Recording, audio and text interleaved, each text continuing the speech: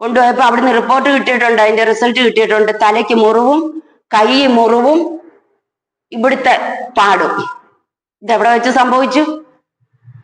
തോക്കിന്റെ മുൻവശം വെച്ചൊരു ആണി പോലെ അതിനകത്തുണ്ട്. അത് വെച്ച് ഞരമ്പേലും എല്ലിലും കൂടെ കുത്തി എന്റെ കുഞ്ഞിനെ. ആൺ സുഹൃത്തുക്കളിൽ ഒരാള്, അയാളാണ് ഇതെല്ലാം ചെയ്യിച്ചത്. അയാള് പറഞ്ഞ് എന്റെ മോന്റെ പേര് തോമസൺ എന്നാ, അവനെ ഹരാസ്മെന്റ് ചെയ്യാൻ ഞാൻ പ്രദീപിനെ ഏർപ്പാട് ചെയ്തിട്ടുണ്ടെന്ന്. മാനസികമായിട്ടും ശാരീരികമായിട്ടും ഹരാസ്മെന്റ് ചെയ്യാൻ ഞാൻ പ്രദീപിനെ ഏർപ്പാട് ചെയ്തിട്ടുണ്ടെന്ന്. എന്നിട്ട് ഹോസ്പിറ്റലിൽ കൊണ്ടുപോയിട്ട് വീണ്ടും സെല്ലിൽ കൊണ്ടിട്ട് പൂട്ടി ഇടിയോടിടി. ഐഡന്റി കാർഡും തന്നില്ല, എന്നിട്ട് ജയിലിലാക്കി. ഇതല്ല അങ്ങനെ ജയിലിൽ നിന്ന് ഇറങ്ങിയിട്ട് 19-ാം തീയതി ഇറങ്ങിയെന്ന് പറയുന്നു. എനിക്കറിയത്തില്ല, എന്നെ അറിയിച്ചിട്ടില്ല. പിറ്റേ മാസം 4-ാം തീയതി ഈ പോലീസുകാരുടെ സഹായിയായ ഒരു ഓട്ടോക്കാരൻ ഓട്ടോയിൽ എന്റെ മോനെ ഇവിടെ കൊണ്ട് തള്ളിയിട്ടിട്ട് പോയി. അയാളുടെ പേര് ലിജോ. കൊണ്ടിട്ട് ഞാന് അതിന്റെ പിറ്റേന്ന് ഇവിടെ വന്ന് നോക്കുമ്പം അവശനായി കിടക്കുക എന്റെ മോന്. കൊഞ്ച് ഉരുണ്ട് കിടക്കും പോലെ കിടക്കുക. എന്നിട്ട് മോൻ മൂത്രം ഒഴിക്കുമ്പോ രക്തം പോന്നു, മലം അവനറിയാതെ പോന്നു. അവൻ ഈ ഭാഗത്ത് ബൂട്ടിട്ട് ചവിട്ടി കളഞ്ഞു നാവി. എന്നിട്ട് എന്റെ മോനോട് ഈ പ്രദീപ് ചോദിക്കുന്നു, നിനക്കിപ്പോ വേദനിക്കുന്നാടാ, നോവുന്നാടാ എന്ന് ചോദിക്കുന്നു. ഇപ്പം വേദന ഉണ്ടോ നിനക്ക് എന്നെന്റെ മോനോട് ചോദിച്ചു. ഒരുപാട് എന്റെ കുഞ്ഞിനെ പോലീസ് സ്റ്റേഷനിൽ ഇട്ട് ഉപദ്രവിച്ചു കളഞ്ഞു. അവരുടെ വീട്ടിലും ഈ ഭാര്യ വീട്ടിലും ഇട്ട് ഉപദ്രവിച്ചു. അവക്കുള്ള അപ്പൻ ഇരുമ്പ് കമ്പി ചുരുട്ടിക്കെട്ടി, തുണി ഏതാണ്ട് ചുരുട്ടിക്കെട്ടി വെച്ചാണ് എന്റെ മോന്റെ തലയ്ക്കും പുറത്തും എല്ലാം അടിച്ചെന്നാ എന്റെ മോൻ പറഞ്ഞത്. ഒരുപാട് അടി അടിച്ചു കളഞ്ഞു എന്റെ കുഞ്ഞിനെ. ിരുന്നത് MLA പോലും തടഞ്ഞു നിർത്തിയിരിക്കുക. ഇതുവരെ MLA ഒരു സൈന്യം മരിച്ച വീട്ടിൽ വന്നിട്ടില്ല, ഇതേ നാഴിക വരെ. 14-ാം തീയതി, ഈ മാസം 14-ാം തീയതി കുമ്പളം സ്കൂളിലോ PKJ സ്കൂളിലോ ഒക്കെ പരിപാടി ഉണ്ടായിരുന്നു. അവിടെ എല്ലാം വന്ന അദ്ദേഹം ഇവിടെ അടുത്താ, ഇവിടെ വന്നില്ല. 15-ാം തീയതി ഇന്നലെ മെനഞ്ഞാന്ന് ഈ റോഡേ പോയി. അന്നേരം ഇല്ല, ഓട്ടോ സ്റ്റാൻഡിൽ എല്ലാരും വിചാരിച്ച് ഞങ്ങളുടെ അങ്ങ് വന്നതായിരിക്കുമെന്ന്. വന്നില്ല. ഈ മരണം നടന്നതിന്റെ പിറ്റേ ആഴ്ച ഇവിടെ അടുത്തൊരു കല്യാണത്തിന് വന്ന ഈ MLA എന്നിട്ട് ഈ വീട്ടിൽ കയറിയില്ല. ഞങ്ങൾക്കൊരു ആശ്വാസവാക്ക് ഇതുവരെ പറഞ്ഞിട്ടില്ല. വന്നു ഇത്രയും നാള് ഇന്ന് വരെയും വന്നിട്ടില്ല.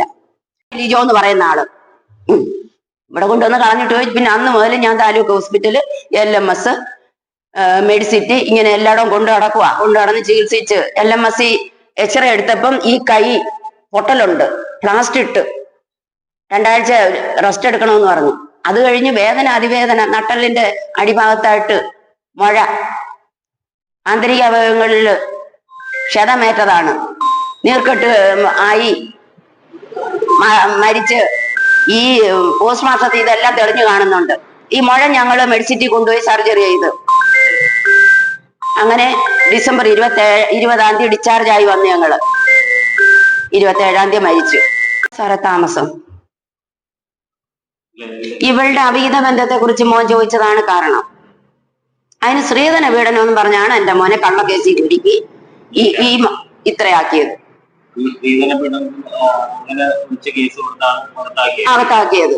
അവരുടെ വീട്ടിലാ താമസിക്കുന്നേ. സ്ത്രീധന പീഡനത്തിന് ഇങ്ങനെ ചെയ്യുവോ?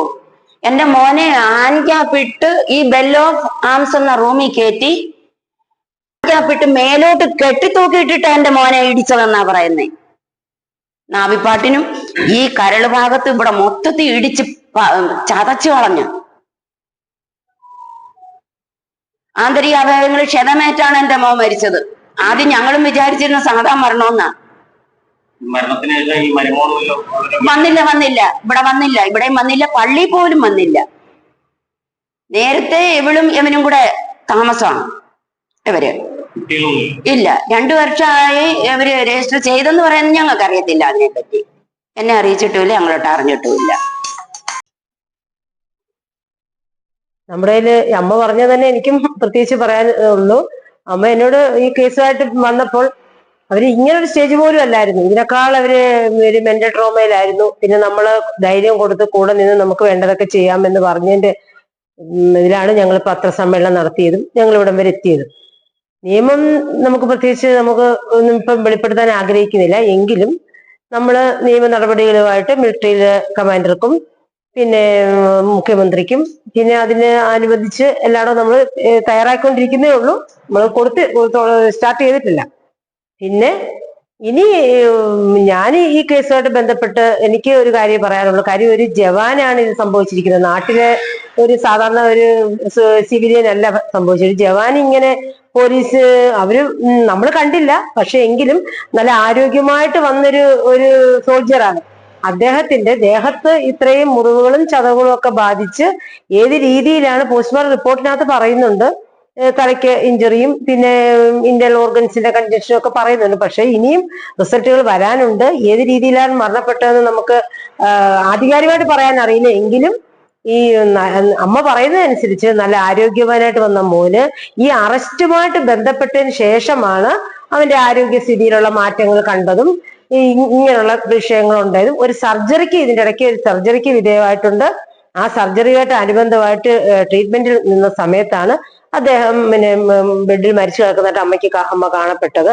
പക്ഷെ ഇതിന്റെയൊക്കെ അന്വേഷണം നമുക്ക് നോർമലി ഇത്രയൊക്കെ പറയാൻ പറ്റൂ. ഇനി അന്വേഷണ ഏജൻസികളെ ഞങ്ങൾ സമീപിച്ചിട്ടുണ്ട്. അവരെ അന്വേഷണത്തിന് ഉത്തരവിടുമെന്നാണ് നമ്മുടെ വിശ്വാസം. നമ്മൾ അതിനുവേണ്ടി പ്രയത്നിക്കുന്നുണ്ട്. അത് കഴിഞ്ഞിട്ട് നമ്മൾ നിയമപരമായിട്ടുള്ള കാര്യങ്ങൾ നമ്മൾ പറയാൻ പറ്റും.